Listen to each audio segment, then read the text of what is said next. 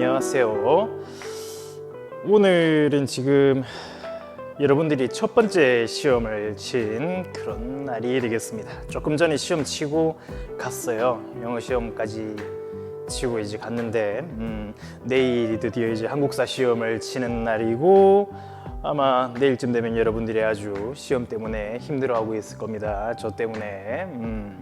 자, 그리고 이제 이 영상을 보게 되는 날은 시험 치고 나서 학교에 나와서 수업을 듣는 날 중에 한 시간이겠죠. 그래서 아마 교실 텔레비전으로 이 모습을 보게 될 건데 조금 색다르겠네요, 그죠?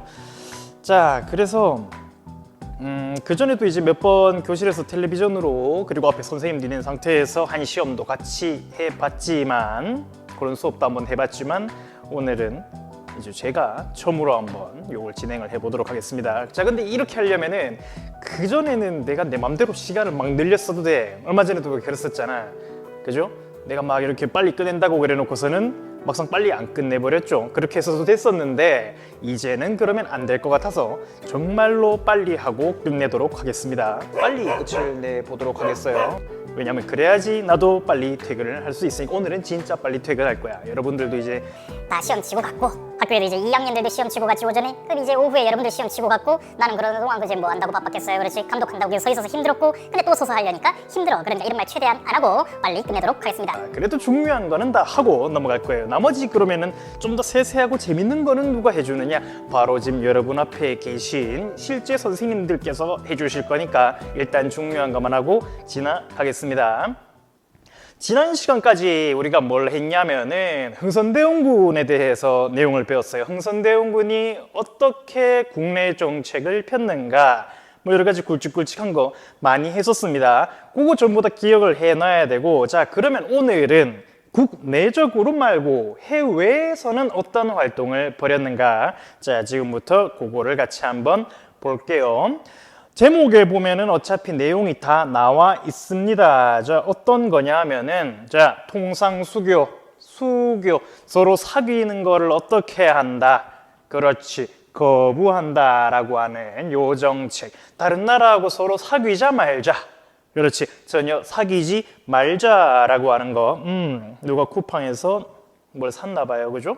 자, 요거 정책을 갖다가 같이 한번 보면은 되겠어요. 자, 요거를 보면은 여러분들이 뭐를 중심으로 보면 되느냐? 딱 요거만 알면 됩니다. 다음 페이지 일단 잠깐 갔다 올게요.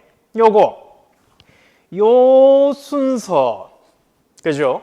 요게 사실 끝이에요. 오늘 배울 내용.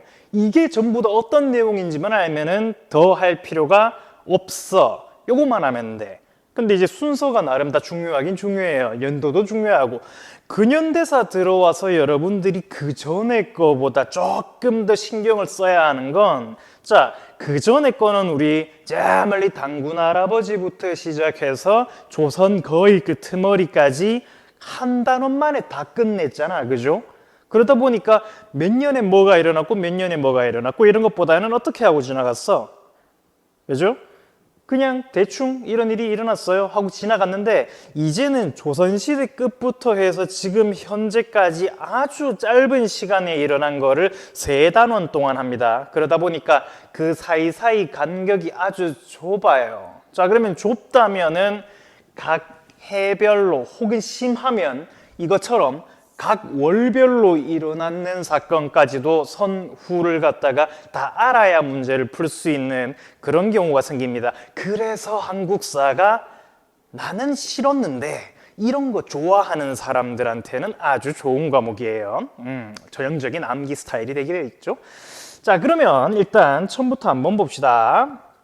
어떤 걸 보면 되느냐? 자, 일단 종교가 한 개 나와요. 천주교를 박해하다. 제일 처음에 이게 우리나라에 들어왔을 때는 언제 배웠어? 그렇죠, 조선시대 후기에 들어왔어요. 뭘로?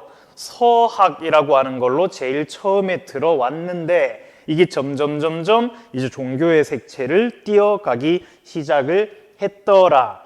자, 근데 요런 일단 배경을 갖다가 알고 있으면서 자세한 내용을 한번 봅시다. 요거 별로 중요한 건 아니야. 자, 일단 국제정세, 이거보다 전 시간에 당시 해외의 여러 가지 국제정세도 알았을 텐데 조금만 자세히 보자면, 자, 이거 뭐 중요한 건 아니니까 표시는 안 할게요. 1860년에 자, 청나라 수도인 베이징, 지금 어디야? 자, 그렇죠. 북경 베이징이죠. 여기가 영국하고 프랑스 연합군에게 함락돼 버린 사건이 일어납니다. 여러분 그 중학교 때 세계사를 제대로 좀 한 경우에는 뭐 때문이었는지 알 거야. 그렇죠? 제2차 무슨 전쟁? 아편 전쟁이라고 하는 것 때문에 여기를 뺏겨요. 뭐 뺏겼다기보다는 함락이 됐죠. 함락이 돼서 강제로 조약이 체결이 됩니다. 베이징 조약. 자, 그래서 일단은 이것 때문에 조선 사람들 입장에서는 엄청난 위기감이 일단 닥쳐요. 우리가 지금까지 알던 전 세계에서 가장 강력한 국가는 어디야? 중국이야. 자, 근데 중국의 수도가 우리나라 사람들이 매일 그쪽으로 가서 사신단 파견하고 해서 세상에서 제일 큰 도시라고 알고 있던 바로 그 수도가, 중국의 수도가 서양 애들한테 아주 쉽게 함락돼 버렸다는 이 소식, 충격이었죠. 자, 거기다가 플러스 원래 당시 지도상으로 보면은 여기 지금 지도가 없어서 좀 그런데 자, 잠깐 한번 그려볼게요. 원래는 자, 우리나라가 이렇게 있으면은 이 위쪽 지방, 우리가 옛날에 지금도 그렇고 만주라고 부르던 이 지방이 전체가 전부 다 어느 나라였냐면 여기가 전부 다 청나라였습니다. 자, 그러니까 우리하고 직접적으로 국경을 맞닿고 있는 나라는 어디밖에 없었다. 일본은 바다 건너 있고, 그렇지. 그게 청나라밖에 없었어요, 원래. 자, 그런데 아까 전에 일어났던 요 사건들을 여기 보면 나와. 러시아라고 하는 나라가 강화를 중재했어. 영국하고 프랑스 그리고 중국, 청나라 요 사이에서 중재를 해준 대가로 어디를 내놔라. 그렇지. 여기 있는 요 땅을 내놔라. 자, 여기를 그래서 우리가 조금 어려운 말로 이 지방을 뭐라고 부릅니까? 그렇죠. 여기를 우리가 연해주라고 불러요. 여기를 러시아 애들이 가지고 간 거야. 지금도 그래서 여러분들 보면 국경이 그렇습니다. 국경이 연해주 지방을 가지고 갔어요. 러시아 입장에서는 당시 전 세계적으로 어디 쪽으로 내려오고 싶어 했다? 남쪽으로. 왜냐하면 겨울에 뭐 하지 않는 항구가 필요했거든. 얼지 않는 항구가 필요했거든요. 자, 그래서 이렇게 내려왔어. 그러다 보니까 이제 우리 조선 입장에서는 어떻게 되느냐? 기존의 청나라 말고도 요 지점에서 러시아라고 하는 얘네들이랑 새롭게 국경을 맞닿게 돼요. 자, 원래 저 근처에 중국 애들밖에 안 보였는데 갑자기 눈 파랗고 코 큰 애들이 국경선 바깥에서 아른아른 보이는 거야. 자, 이제 상당히 거슬리기 시작을 했겠죠. 누가? 흥선대원군이. 자, 그래서 조선 정부가 이를 매우 불안하게 여겼다. 자, 그래서 요 다음부터 한번 중요하게 한번 봅시다. 본격적인 내용. 자, 당시 일단 프랑스 선교사들이 활발하게 선교 활동을 펼치고 있었어요. 당연히 이 선교사들은 무슨 종교를 전파하는 선교사? 그렇지. 천주교를 전파하고 있었다. 많이 늘어났어요. 2만 명까지 많이 늘어났어. 이전에도 보면은 조선 정부에서는 이 종교 자체를 막으려고 몇 차례 일단 이런 신자들을 죽이고 그렇게 했습니다. 그래서 신자들에 대한 무슨 종교 신자들에 대한 탄압, 이거를 우리는 이제 조금 어려운 말로 박해라고 하는 그런 표현을 써요. 박해 이런 표현. 자, 그렇게 이제 했는데 다만 그전에는 아직까진 그렇게 심하게 하지도 않았을 뿐만 아니라 아무래도 이제 사람들이 그런 너무 살기가 어렵다 보니까 종교에 좀 많이 기대고 싶어 했거든. 그래서 이제 점점 많아졌더라. 마침 이제 이 모습을 보고 또 러시아까지 보고 있던 누가? 그렇지. 흥선대원군 입장에서는 흥선대원군은 이 프랑스 선교사들한테 약간 기대를 합니다. 왜냐하면 똑같잖아. 자, 러시아 애들도 코 크고 눈 파랗고 프랑스 애들도 보니까 코 크고 눈이 파래. 비슷하게 생겼어. 그래서 이제 얘네들하고 어떻게 주선을 이렇게 좀 잘해서 연결을 잘 해보면 러시아한테 어떤 영향력을 행사할 수 있지 않을까. 자, 그래서 프랑스 선교사를 통해서 프랑스와 교섭을 하면은 러시아의 위협에 맞설 수도 있겠다라고 생각을 했는데, 그런데 생각보다 우리나라에 들어와 있는 프랑스 선교사들은 종교적으로만 활동을 좀 하셨나 봐. 그래서 교섭에 실패했어요. 제대로 안 돼. 흥선대원군의 생각처럼.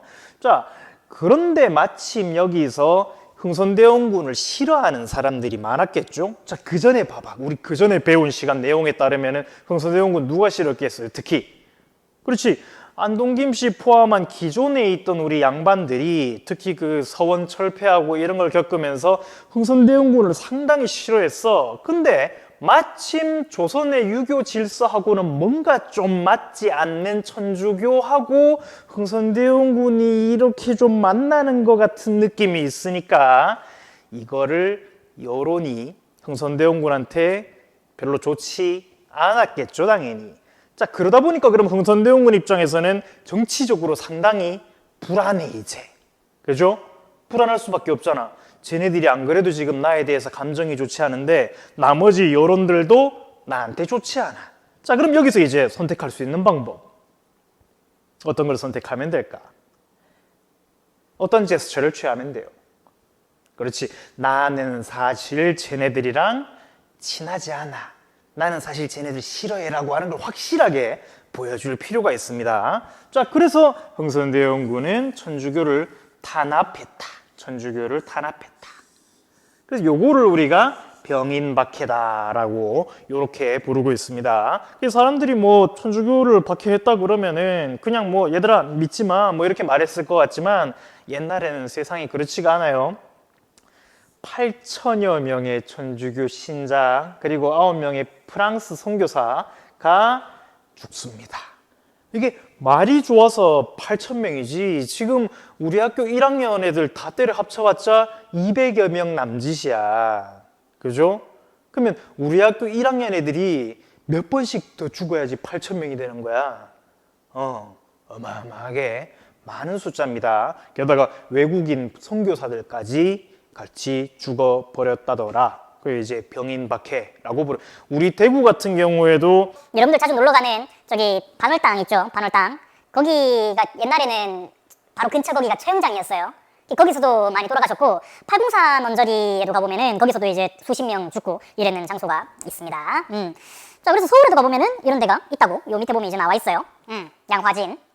그러니까 이제 요 바로 앞에 걸려 있는 한강 다리가 이제 양화대교고요. 뭐 노래 같은 데서 많이 들어봤죠? 나 양화대교 여기도 이제 사람들이 여기서 하도 많이 죽다 보니까 여기 보면 지역 이름도 나와 있잖아. 천주교 신자가 하도 처형을 많이 당했다. 그래서 절두산. 여기서 머리가 하도 많이 잘리니까 자를 절자에 머리 두자 이런 식으로 불린 곳도 있었다더라. 자, 그런데 그러면 우리 여기서 이제 병인박해까지 했어요. 자, 병인박해를 봤으면은 다음에 이제 뭐를 봐야 되느냐? 요거를 보면 좋겠지만 일단 이거를 먼저 보고 지나갑니다. 왜냐? 요게 연결이 되거든. 자, 프랑스 사람들 입장에서는 생각을 한번 해봐. 프랑스 선교사가 이 먼 데까지 와가지고는 죽었어. 목이 잘려서.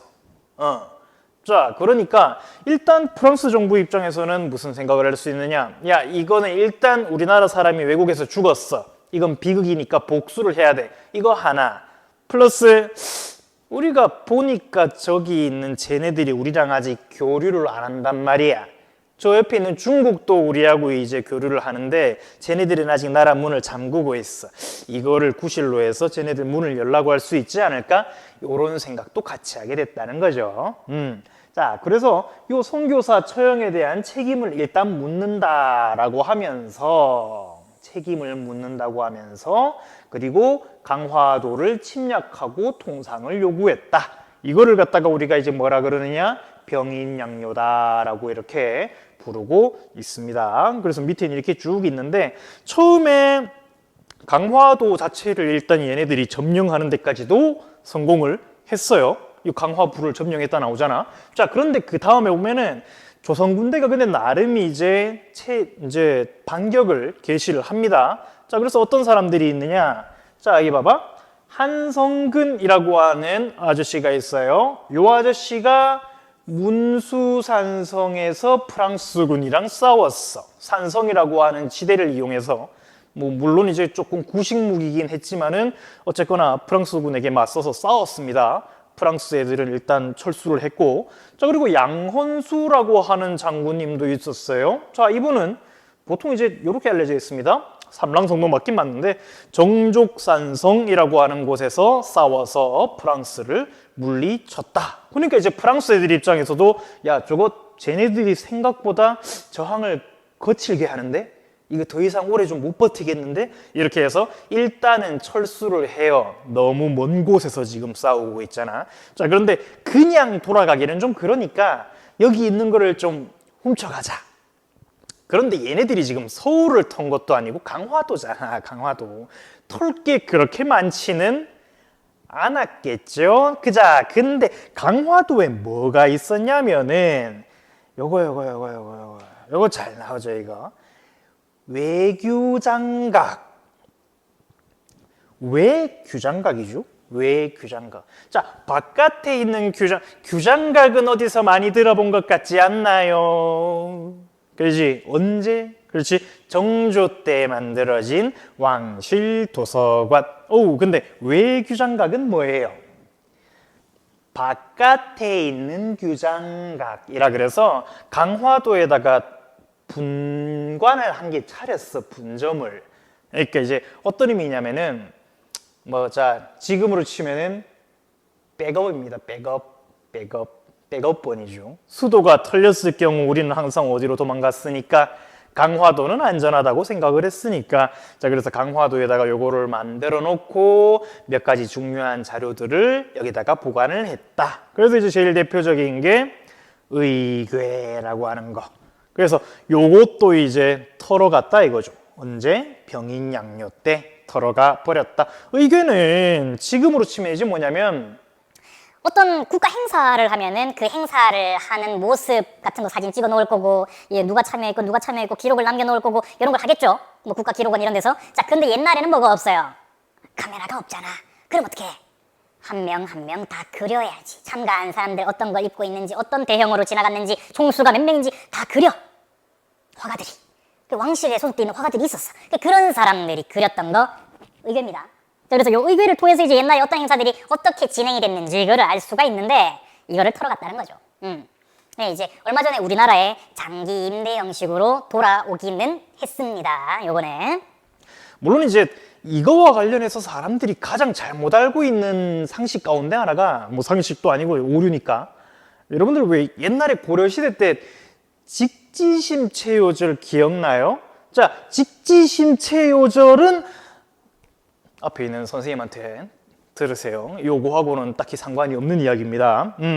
자, 그 다음으로 넘어가 봅시다. 오페르트 쪽으로 넘어가 볼게요. 자, 지금 했는 게 일단 여기서 요거까지 했고 제너럴 셔머너 사건은 아직 안 했어. 자, 그 다음에 오페르트 도굴 사건으로 가봅시다. 1868년. 요 아저씨는 어느 나라 사람이냐? 자, 이름으로 봤을 때 그렇지, 독일 사gin이었던 오페르트라고 하는 사람이 있었어요. 이 아저씨 원래 중국에서 활동하고 있었는데 우리나라 얘기를 들은 거야. 저쪽에 가면은 조선이라고 하는 나라가 있어. 그래서 이제 통상을 요구했는데 당연히 뭐 거절당하죠. 국가가 와서 하자고 그래도 거절하는데 무슨 일개 개인이 와서 하는데 우리가 승인을 해주겠어? 자, 그래서 결국 이 사람이 이런 생각을 합니다. 조선 사람들이 그러면은 뭐를 제일 중요시 여기니? 그래 이제 그 전에 와 있던 프랑스 선교사들 이런 사람들 지원을 받아보니까 뭐를 중요시한다고 생각을 해? 효, 뭐 충효 뭐 이런 거 있잖아. 그 중에서도 이제 효를 중요시한다더라. 자, 그러면은 지금 현재 왕이 누구냐? 왕 고종인데요. 그 왕 아버지는 그 흥선대원군인데 그분이 아직 살아 계신 데다가 최고 권력자라서 어떻게 하기가 좀 그래요. 그러면 흥선대원군 아버지는 누구냐? 아, 그 사람은 여기 나와 있죠? 누구? 자, 여기 보면은 마면군이라고 하는 사람이 있었습니다. 흥선대원군의 아버지. 자, 그러면 이 사람이 죽어서 무덤이 저쪽에 충청도에 가 있어요. 충청도 지금 저 예산이라고 하는데 옛날엔 덕산이라고 불렸는데 거기에 이 아저씨 무덤이 있어. 그러다 보니까 아무래도 서울에 있는 것보다는 경계도 조금 덜 엄중할 테고, 그래서 이제 이 오페르타 아저씨가 좋아, 그러면은 저 사람이 효를 중요시한다 그러니까 저 무덤을 파서 지금 최고 권력자 아버지의 시체를 가지고 가면은 이걸로 어떻게 교류를 하면은, 협상을 하면 되지 않을까라고 하는 아주 좋지 않은 생각이죠, 여러분. 이런 생각은 하면 안 돼. 지금도 조선시대만 그런 게 아니고 지금도 여러분들 그 친구들끼리 놀다가 아버지, 어머니 이런 얘기는 이게 아버지도 없는 게 까불어. 좋지 않습니다. 욕을 할 거면 서로를 욕하세요. 괜히 다른 가족들 건드리지 말고. 자, 근데 얘는 그랬단 말이죠. 자, 그래서 결국에 이제 밤을 틈타서 새벽에 이제 갔어. 새벽에 가서 이제 뭐 삽이랑 이런 걸 들고 왔겠죠. 그냥 무덤 동그랗게 있으니까 파면 된다고 생각을 해서 팠을 거야, 아마. 그죠? 팠는데 일단 잘 안 돼. 왜? 자, 여기 보면은 이거 교과서에 자세하게 설명이 나와 있어. 관을 둘러싸고 있는 석회가 단단해서 도굴이 어려웠다. 이게 나와 있는 교과서 흔하지 않은데 대단하죠? 그래도 왕실이잖아. 조선 왕실 무덤은 사이즈는 옛날에 그 신라나 고구려나 이런 시절 무덤보다 많이 줄어들어 보이기는 한데 내부 구조가 아주 탄탄합니다. 내부 구조에 대해서는 앞에 있는 선생님한테 여쭤보세요. 자, 그래서 이거를 갖다가 하려다 보니까 안 돼요. 삽질을 하다 보니까 잘 안 돼. 자, 거기다가 플러스 촌에 살고 있는 우리 충청도 주민분들이 이제 아침부터 일을 하러 나오잖아요. 그래서 이렇게 가고 있는데 웬놈들이 거기서 무덤을 쭉 파고 있거든. 그래서 저게 뭐유 이렇게 된 거야.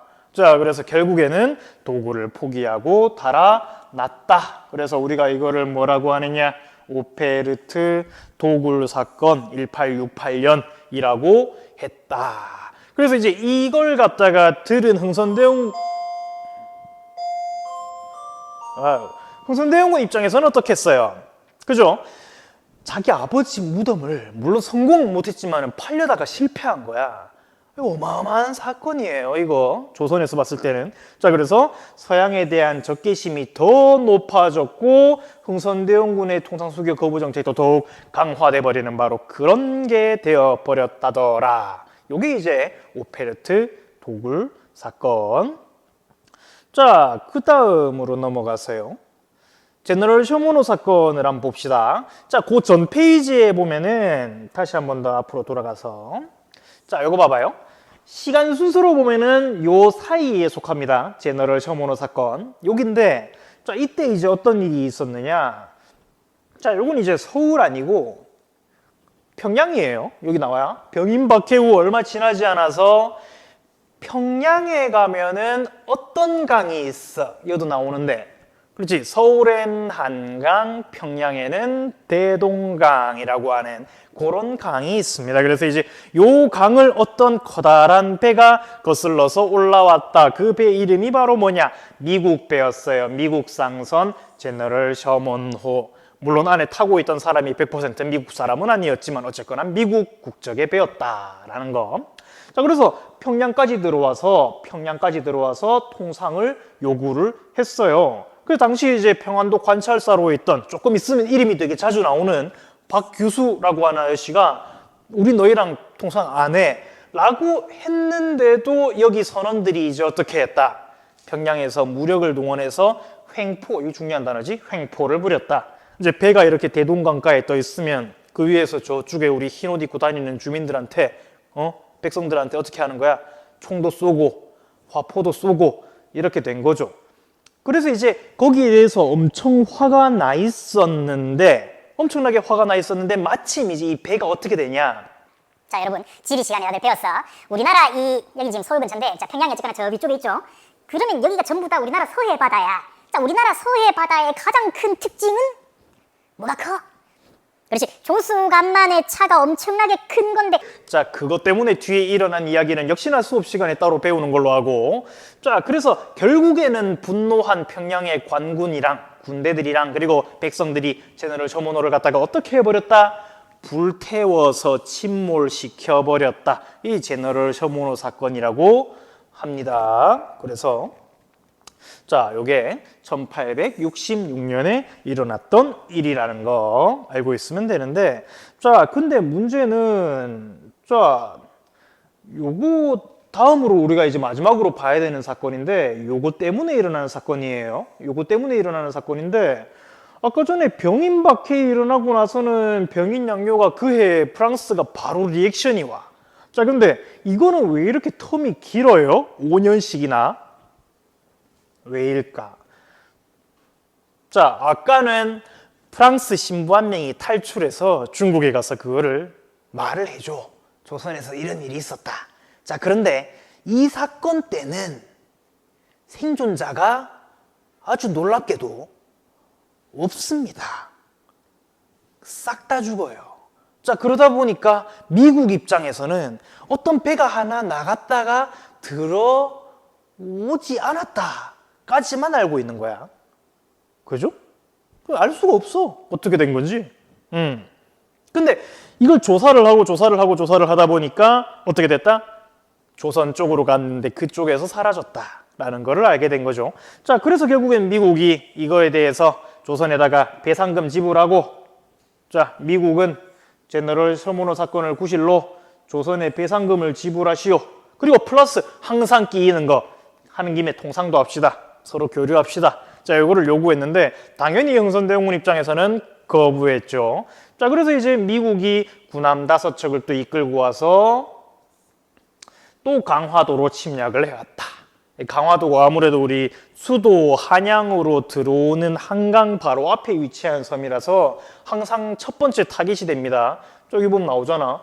여기 이제 한강이거든요. 한강이 이렇게 쭉 있는데 이거를 타고 들어가려고 하면은 요 좁은 수로를 지나가야 돼. 이게 강화도 전체고 강화도 크죠. 자, 그래서 미국은 뭐 초지진, 덕지진 뭐 이렇게 쭉 한 다음에 요게 중요해요. 광성보를 공격을 했고, 이게 포진지입니다. 대포가 있는 포진지. 거기서 이제 당시 대장이었던 어제연이라고 하는 요 대장을 비롯한 조선군이 끝까지 저항을 했지만, 어제연 장군이 저항했지만 패하고 말았다. 자, 그렇지만 이런 패배에도 불구하고 조선 정부에서 뭐 항복을 한다거나 우리 이제 화해를 하자거나 그게 아니고 끝까지 싸우자 이렇게 나오니까 미국 입장에서는 또 이거 너무 장기전으로 가면은 오히려 득될 게 없다고 생각을 합니다. 그래서 결국에는 강화도에서 철수를 하고 말았더라. 그래서 이거를 신미양요 1871년이라고 그렇게 합니다. 신미양요 관련해서는 요거 우리 이제 유명한 사진이죠. 요거. 뭐 마땅히 여기서 주워갈 만한 거는 우리 군이 갖고 있던 구식 화승총이랑 뭐 칼이랑 창이랑 이런 거밖에 없어. 그럼 이제 뭐를 가지고 갈까? 전리품으로. 그래 생각을 하고 있다가 마침 사이즈가 큰 게 한 개 있거든. 이게 무슨 글자예요? 한자로. 장군 숫자입니다. 장군 숫자. 우리 장수할 때 그 숫자. 그래서 그때 옛날에 여기에 우리 총대장이 있다, 우리 장군이 있다를 갖다가 표시하는 아주 커다란 깃발이 한 게 이제 떨어져 있었겠죠. 오지연 장군도 전사했으니까. 그래서 이거를 가지고 가자라고 해서 얼마 전에까지 미국 육군사관학교에서 이거를 그대로 가지고 있다가 얼마 전에 우리나라에 또 임대가 돼 왔어요. 또 장기 임대가 돼 와 있습니다.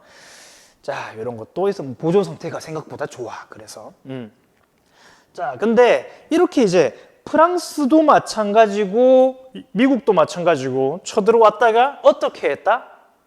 일단 물러났어. 물러났는데 우리가 그거를 보고 이제 어떻게 생각을 했겠어요?